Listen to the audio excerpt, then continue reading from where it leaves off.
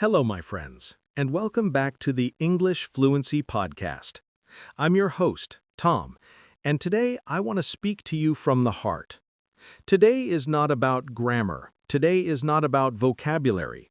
Today is about something deeper and more powerful: your English mind, your English confidence, and your English journey. Many learners study every day but still feel stuck. They feel slow. They feel scared. They feel like they will never be fluent. They feel like something is blocking them.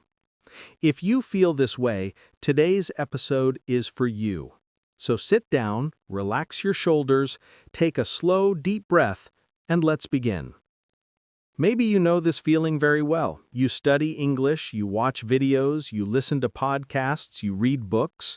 But when it is time to speak, your mouth becomes tight, your mind becomes empty, your voice disappears. You want to say a sentence, but no words come out. You want to practice listening, but everything sounds too fast. You want to speak to someone, but fear stops you. Inside your head, you hear a small voice that says, "I'm too slow. My English is bad. I will never be fluent. I always make mistakes. Other people are better than me." These thoughts feel heavy. They feel like stones that you carry every day. And these stones slowly build a wall between you and confidence. My friend, you are not alone. Every learner feels this way sometimes.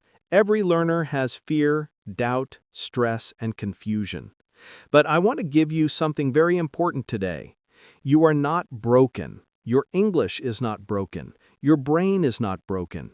You are simply blocked, not bad, and blocks can be moved. Blocks can be changed. Blocks can become steps that help you grow. The first big idea I want to share is this: your brain can change. Your brain is not fixed. It is not hard like a rock. Your brain is soft and flexible, and it can grow every day when you practice.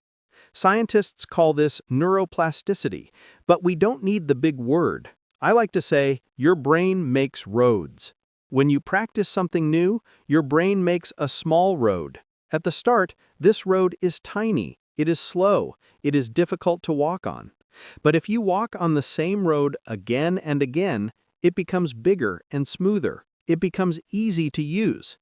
This is how you build your English brain. At the beginning, saying one sentence feels slow. Finding one word feels difficult. Understanding someone feels impossible. But if you use the same simple sentences every day, your brain will create a strong English road. Soon, your sentences come faster, your words come easier, your understanding becomes clearer. So when your mind says, "I cannot change, I cannot improve," answer softly, "No, my brain can change. I can grow. I can make new English roads." Now let's talk about your inner voice, the small voice in your mind. This voice talks all day. Sometimes it is kind, sometimes it is not kind. For many English learners, this inner voice becomes an enemy. It says things like, "Your English is terrible. You sound stupid. People will laugh at you. Your accent is bad. You are too old. You are too slow." When you listen to this voice, your body changes. Your heart beats fast. Your stomach feels tight. Your hands feel cold or wet. Your mouth becomes dry. Your mind becomes empty. And speaking English feels impossible. But here is something powerful. You can train your inner voice. You can teach it new sentences. You can make it your friend. We are not doing silly positive thinking. We are doing real mindset change based on how the brain works. When learners believe they can improve, they practice more.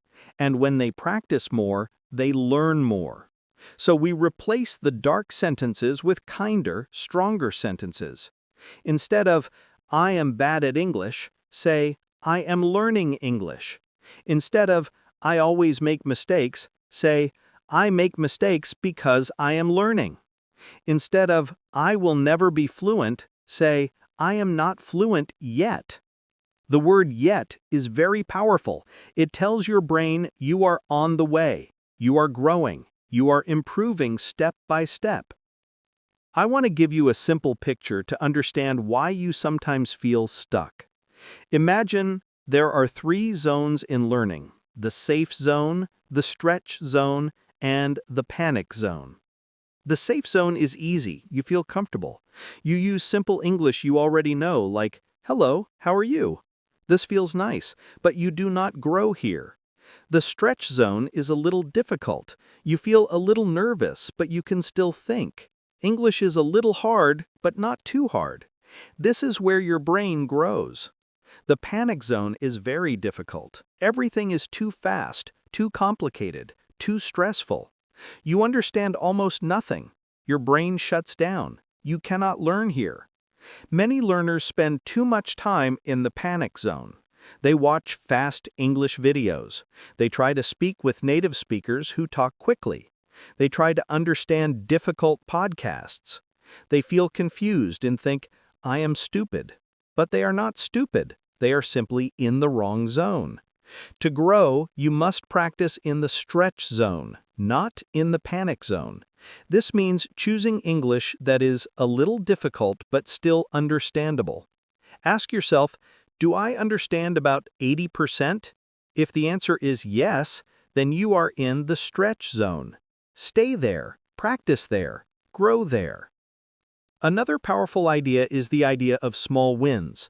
A small win is a tiny success. For example, you understood one short video, you learned one new sentence, you read one page, you spoke for 2 minutes. Many learners ignore these wins because they are small, but small wins are the secret to motivation. When you notice one small win every day, your brain feels happy, you feel proud, you feel like you are improving. You want to continue.